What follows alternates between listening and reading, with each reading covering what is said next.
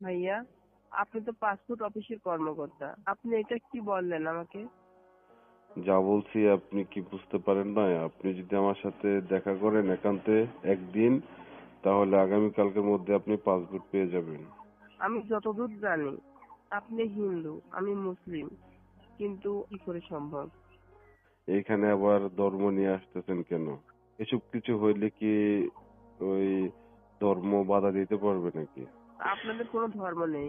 আমি চিন্তা ভাবনা করে দেখি আমি আপনার কথা মেনে নিতে পারবো কিনা।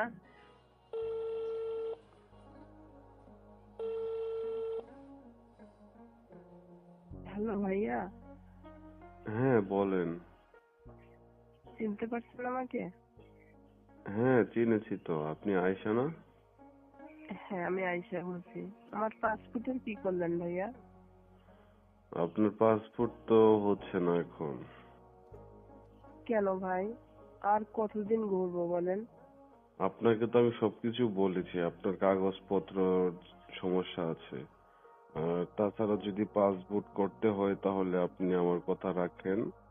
আপনি তো আমার কথা রাখতেছেন না, কিভাবে হবে? ভাইয়া, আমার কাগজপাতি আরো অনেকে দেখাইছি, তারা সবাই বলছেন না কাগজপাতি সব ঠিক আছে, কোনো সমস্যা নেই। কিন্তু আপনি আমাকে বলছেন আপনার কাগজপাতির সমস্যা। সমস্যা আছে বিধায় তো আমি বলতেছি, তা না হলে তো আপনার পাসপোর্ট করে নিতাম। আপনার ফিঙ্গারপ্রিন্ট মিলে না, তারপরে ভোটার আইডি কার্ডের সাথে চেহারা মিলে না। এখন এটা তো বললেই হবে না, আমরা তো একটা রুলস এবং প্রসিডিউরের মাঝখানে কাজ করি, তাই না? এখন আপনি যদি আমার কথা রাখেন তাহলে আমি আপনার পাসপোর্ট করে দেওয়ার ব্যবস্থা করতে পারি আর কি। ভাই, আমি আপনার কথা রাখবো, রাখার জন্যই তো আপনার কাছে গিয়েছি সবকিছু ঠিক করার জন্য। আর ভোটার আইডি কার্ডের সাথে আমার ছবি মিলে না, ছবিটা অনেক আগের। ভোটার আইডি কার্ডটা তখন ওইভাবে উঠাইছিল, কিন্তু ইদানিং আমার চেহারাটা একটু অন্যরকম হয়েছে, তাই ভোটার আইডি কার্ডের সাথে মেলে না, ফেসটা অন্যরকম লাগে। কিন্তু আপনি চেষ্টা করলে কিন্তু তাড়াতাড়ি কাজটা করে দিতে পারেন। আমি তো আপনি শুধু বলছি, আমার আপনি শুধু আমার একের পর এক ডেট দিয়ে যাচ্ছেন ভাই। আমি তো আপনাকে বলেছি যে আপনি যদি আমার সাথে একান্তে দেখা করেন একদিন এসে, তাহলে আপনি পরের দিনই পাসপোর্ট পেয়ে যাবেন। এখন আপনি তো রাজি হচ্ছেন না, আপনি কি আসবেন? আপনি যদি আজকে আসেন তাহলে আগামীকালকে পেয়ে যাবেন। এখন একান্ত দেখা বলতে কি বোঝায়? আপনি তো যখন আমাকে যেখানে অফিসে যেতে বলছেন, যেই অফিসে সেই অফিসে আমি যাচ্ছি, সেখানে কাগজপাতি নিয়ে দৌড়াদৌড়ি করতেছি। এরপরে আবার একান্ত দেখা মানে কি ভাইয়া? একান্তে দেখা মানে কি বুঝেন না? আপনি যে বিদেশ যাচ্ছেন, কোন দেশে যাচ্ছেন? সৌদি আরব। ওইখানে গিয়ে কি করবেন? ওখানে যাই বাসা বাড়িতে কাজ করব আমি। বাসা বাড়িতে কাজ করবেন না কি করবেন সেটা আমি ভালো করে জানি, বুঝতে পেরেছেন? বাংলাদেশ থেকে মহিলারা সৌদি আরব গিয়ে যে কি করে, ওইগুলো মনে করেন যে সকলেরই জানা আছে। এখন ওইখানে আপনি গিয়ে এসব কিছু করতে পারবেন? আমার সাথে যদি কিছু হয় তাহলে আপনার সমস্যা। না দেখেন, আমি সৌদি আরব যাচ্ছি একটা মালিকের সাহায্য, কারণ উনি বলছে আমাকে অনেক ভালো কাজ দিবে।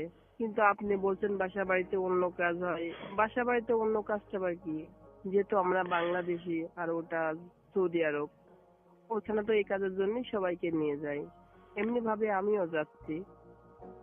ওইখানে হাজবেন্ড ওয়াইফের মধ্যে যে কাজগুলো হয় ওইগুলো আর কি ওইখানে করতে হয়, সেটা আপনি জানেন না? আপনি বিদেশ যাচ্ছেন সবকিছু না জেনে কি চলে যাচ্ছেন নাকি? না ভাই, আমি তো আগে কখনো যাই নাই। আর যেহেতু আপনারা এই ধরনের পাসপোর্ট করে দেন। এখন একটা ভালো কথা শুনেন, আপনি যেদিন প্রথম আসছেন সেদিনে আপনাকে আমার ভালো লেগে গেছে। এখন আপনি যদি আমাকে খুশি করাইতে পারেন, একদিন আমার সাথে এসে দেখা করেন, তাহলে আপনার পাসপোর্ট আমি করে দেব। যেহেতু কাগজপত্রের মাঝখানে সামথিং কিছু সমস্যা আছে, ওগুলো আমি ঠিকঠাক করে মনে করেন আপনার পাসপোর্ট দিয়ে দিব। না আপনি কি রাজি আছেন সেটা বলেন তো আয়শা? ও আচ্ছা, বিষয় তাহলে এইটা। প্রথম দেখায় আমাকে ভালো লাগছে আপনার, আর আপনি অজুহাত দেখাচ্ছেন আমার কাগজপাতির সমস্যা, কিন্তু সমস্যা তো আপনার মনে। এই কথাটা আপনি আগে আমাকে বলবেন না, যে আসলে আমাকে অন্যভাবে আপনার ভালো লাগে? এটাই তো। এখন আপনি কি দেখা করতে পারবেন? আমি আপনার সাথে কিভাবে দেখা করব? আমি মুসলমান, আপনি হিন্দু। আমাদের ধর্মটাই তো আলাদা, কিন্তু আপনার সাথে আমি এইসব কাজ কিভাবে করব? আপনি যা বলছেন। এখানে কি কোনো ধর্মের কানেকশন আছে? আপনি যদি আমার সাথে কাজ করেন, কারণ আপনি ইচ্ছাকৃতভাবে আসবেন, আমি ইচ্ছাকৃতভাবে কাজ করব। আপনি যদি রাজি থাকেন তাহলে বলেন, এখানে এত কিছু বলতে হয় না তো। না, আপনি কাজ করবেন ঠিক আছে, কিন্তু আপনার স্বামী স্ত্রীর মাঝে যা হয় ওই কাজটা আপনি করতে চাচ্ছেন, এখন আমি বুঝতে পারছি। কিন্তু আপনি এক জাতির, আমি এক জাতির। আমার পাসপোর্টের ব্যাপারে যে কাজ লাগে সেইটা আপনি করে দিতে পারেন, কিন্তু এর বাইরে তো অন্য কিছু আপনার সাথে আমি করতে পারবো না ভাই। আচ্ছা ঠিক আছে, শুনেন, এমনিতে রেগুলারলি পাসপোর্ট করতে 12 থেকে 15 হাজার টাকা খরচ হয়। যেহেতু আপনার কাগজপত্র সামথিং কিছু ঝামেলা আছে, আপনি 30 হাজার টাকা আমাকে দিতে পারবেন? তাহলে আগামীকালকে করে দিব। আর যদি না দিতে পারেন তাহলে আমার কথায় রাজি হন, সমস্ত খরচ আমি বহন করে আপনার পাসপোর্ট আমি করে দিব। এখন আপনি কোন অপশন বেছে নেবেন সেটা আমাকে বলেন। ভাই, অপশন একটাই, আমি টাকা যা দিয়েছি এর 1 টাকাও আর বেশি দিতে পারবো না। আর আপনি যে কথা বলছেন ওই কথাটাও আমি শুনতে পারবো না। আপনি যদি এইভাবে আমার কাজটা করে দিতে পারেন তাহলে দেন, না হলে আমি অন্য কারোর কাছ দিয়ে এই কাজটা করে দিব। কারণ আমিও ঠিক আছে, আমার কাগজপত্র সমস্ত কিছু ঠিক আছে। ঠিক আছে, আপনি যদি অন্য কারো কাছে আপনার পাসপোর্ট করে নিতে পারেন তাহলে করে নেন। এইখানে আমি ব্যতীত আর কেউ যে আপনার পাসপোর্ট করে দেবে এরকম কোন লোক নেই, বুঝতে পেরেছেন? আমি এটা বাদ দিয়েছি মানে সবাই বাদ দিবে। তো তার মানে এখানে আপনি ছাড়া এই কাজ আর কেউ করে দিতে পারবে না? কিভাবে করে দিবে? প্রথম ধাপ তো আমার থেকে শুরু হয়, তাই না? এখন আপনি যদি আমাকেই খুশি না করতে পারেন। ভাইয়া, আপনি বারবার একই কথা বলছেন কেন? কারণ আপনি অন্য ধর্মের, আমি অন্য ধর্মের, কিন্তু এই সমস্ত কথা বললে তো হবে না ভাই। কেন হবে না? এখন আপনার যদি পাসপোর্টের প্রয়োজন হয় তাহলে আমি তো আপনার কাছে বেশি কিছু চাচ্ছি না। সৌদি আরব তো হচ্ছে মুসলিম কান্ট্রি, ওইখানে বাংলাদেশি নারীরা গিয়ে কি কাজ করে সেটা তো মনে করেন ভালো করে জানি। আপনাদের মুসলিমদের ভিতরে যে কত কাহিনী আছে, কত কি আছে, সেটা কেউ না, সেটা সকলে জানে। আপনি যে কাজ করার আপনি সেই কাজটা আমাকে করে দেন, আর বাদ বাকিটা নিয়ে আপনাকে এত ভাবতে হবে না। আচ্ছা ঠিক আছে, যদি আপনি ওই কাজ না করেন তাহলে একটা কথা শুনেন। আপনার যে কাগজপত্র গুলো আছে ওইগুলো ঠিকঠাক করতে 30 হাজারের মতো খরচ হবে। এখন আপনি কি ওইটা দিতে পারবেন? কারণ আপনাকে তো আমি সোজা কথা বলতেছি, ওইটা আপনি শুনেন না কেন? আপনি যদি একদিন দেখা করেন তাহলে কি কেউ বুঝতে পারবে নাকি? ভাই, এটা কি করে হয়? আপনার সাথে আমার মেলে না ভাই। আপনি তো অন্য ধর্মের, অন্য জাতির। আপনার সাথে এগুলো কি করে হয় আমার? দেখেন, এরকম আপনার মতো আরো অনেক মেয়েরাই আমার কাছে আসে, আমি যা বলি তাতেই রাজি হয়। এ, আপনি শুধু একা মুসলিম না, আরো এরকম অনেক মুসলিম মেয়েরা আমার এখান থেকে পাসপোর্ট করে নিয়ে গেছে, আমার সাথে সবকিছু হয়েছে, বুঝতে পেরেছেন?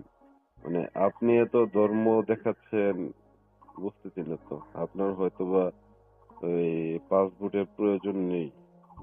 ভাইয়া দেখেন, কে কি করলো ওইটা আমার দেখার বিষয় নাই। যাত্রার মতো আমি না। তো ওইখানে গিয়ে যদি ভালো মালিক না পান, ওইখানে গিয়ে যদি ওইসব কিছু করতে হয় তখন আপনি কি করবেন? ভাই, তখন এটা তখন হবে।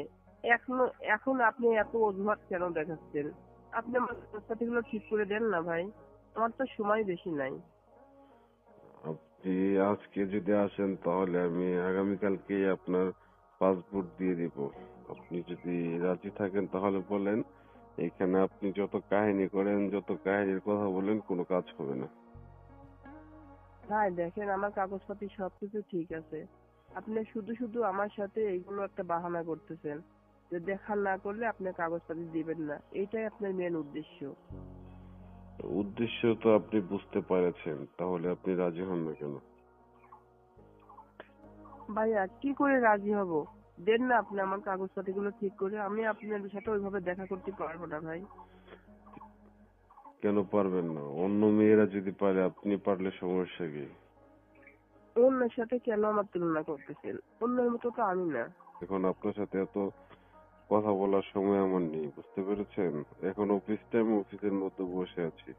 আমি কালকে আসবো আপনার অফিসে। অফিসে আসলে হবে না, আপনি আজকে রাত্রে এসে দেখা করেন। সকাল আগামীকালকে দুপুরের মধ্যে আপনি পাসপোর্ট হাতে পেয়ে যাবেন। ঠিক আছে ভাইয়া, আমি আজকে রাত্রে আসবো, আপনি যা বলতেছেন তাই করবেন।